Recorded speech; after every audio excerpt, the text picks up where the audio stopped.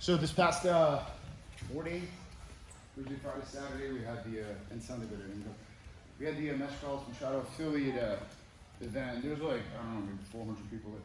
It go bigger every time. I think that the next one is October. I definitely would highly encourage you guys to attend, just because it gives you a different perspective on what we have here versus what the whole affiliation is doing. And I think we're at like 190 academies.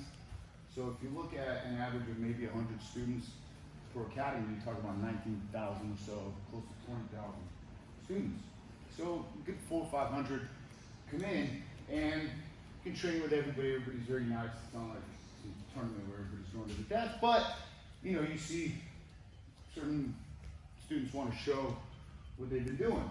And what they've been doing is, they've been doing what everybody's doing, which is what's being taught, whether by the curriculum or what. And there's a certain standard. I know when managing a lot of people, you have to have some kind of a bare minimum standard, but their jiu-jitsu is very predictable and basic. Some guys are good, some guys, you know, but what's being taught is predictable jiu-jitsu. And when you roll with somebody like that, you begin to say to yourself, well, I anticipate what they're doing. The question is that, am I going to use some form of strategy in order to be able to just literally, with minimal effort, lure them into various traps? Or am I going to just go head on and it's just going to be who can force feed the technique into whom? You know what I mean? Whether you're blue belt, blue belt, whatnot. And one thing that I really, once again, and every time it just puts things in perspective for me, is what just a different level of training we have here. Because for me, you guys gotta understand, it's like I'm 100% all in on everything. Okay? Whether if I'm teaching, I'm 100% all in. It's gotta be perfect. That's why I record everything, or review it, refine it, everything. I don't care if it's big things as teaching. I don't care if it's small things as whether your belt's tied correctly, whether your gi's looking 100% on point, whether your photos are looking, because I can't explain to you how many students came up to me that I didn't even know who they were and tell me how inspired they are by our growth, by our community, by the photos that we post. And some may say, oh, you post a lot. I don't really post a lot. I post content relative really to what's going on here and group photos. If that's a lot, then I'm trying to inform me, okay. But what my objective is to grow this academy. And remember, in the last 30 months that we've been open, 26 of them have been during COVID. And we've grown more than most academies ever will, or do maybe in a decade or so.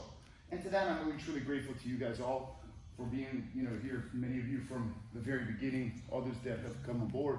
And it truly means the world to me, because I know the level of my students compared to the level of not only non-college Machado academies, but also college Machado academies. Not to take anything away from them, but I see the instructors, I see how they teach, I see what they're teaching. I see a lot of guys that are out of shape. That's the other thing too. I saw so many upper belts that are just out of shape and they don't want to roll.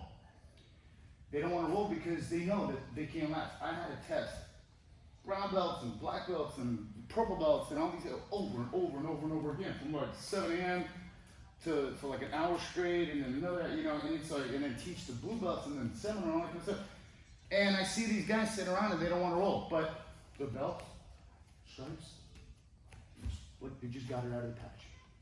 Yeah. So for me, it's important that you guys understand everything I teach you is what I use, what's effective, what works, and that's what I taught over there, because they break their students up into pods by belt.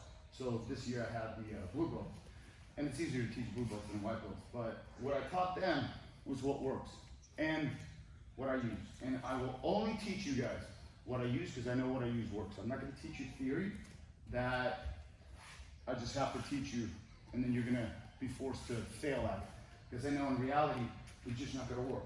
In a video where it looks like, oh, you did this, but you're here, they tilt and they just fall over. It's like, yeah, fantastic. Good luck doing that to him or him or him or him or him or any of you over here.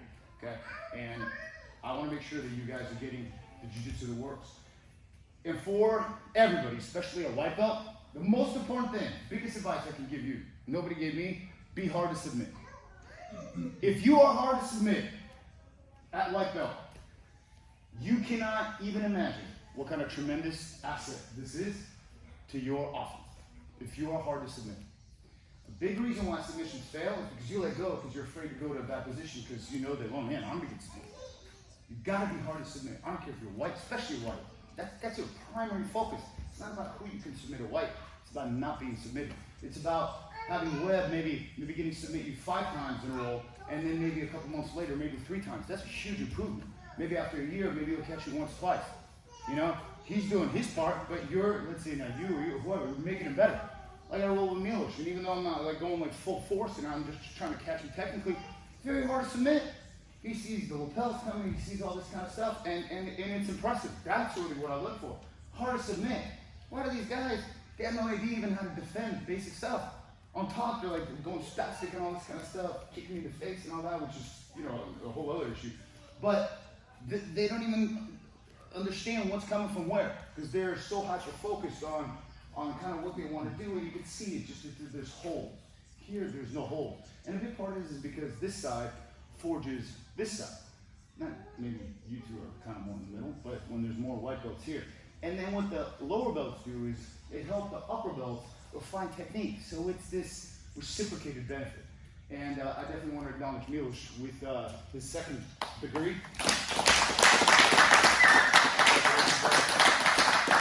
I know that when he started, he had a very good start and, you know, strong and very, you know, just good movement. But then you, what'd you do? You broke your arm? Finger and ribs and all Finger, ribs and all that. But you know what most important thing is that you see he's still here and he's still coming. But with some good and bad news, Milos has an opportunity to get a house, but it's a little bit far away. And sadly, hopefully I'll come. He's not going to be training here as often, but let's say I wish you all the best. However, this is going to be in June, but maybe they'll have delays like what everybody's having with construction, but I'm very proud of it. Thank you. I would have you shake hands with Professor Phillip, but he's not here. Okay, so hard to submit, very important, and I just want you guys to understand how grateful I am to you guys because truly what we have here is something truly special. And in order to really understand it, you need a contrast. There's a lot of jiu-jitsu schools, a lot of great jiu-jitsu guys in this area, but the community we have here and build, it's something it's quite different. And I've seen a lot. I've been doing this in 18 and a half years, and I've seen that quite a lot. So thank you very much. So without any further ado, I'm going to show you who's here doing that pressure pass from the closed guard that I showed you guys. Who was here? You were here? Have you tried it? Because I want to try it. I keep forgetting because I'm still in the closed guard. So I tried it with Milos, it'll work, even though he was scoring me down there. So it's going to be good. It's going to be good for the bigger guys, okay? So having said that, out through the mouth, in through your nose, out through the mouth. Okay. So I taught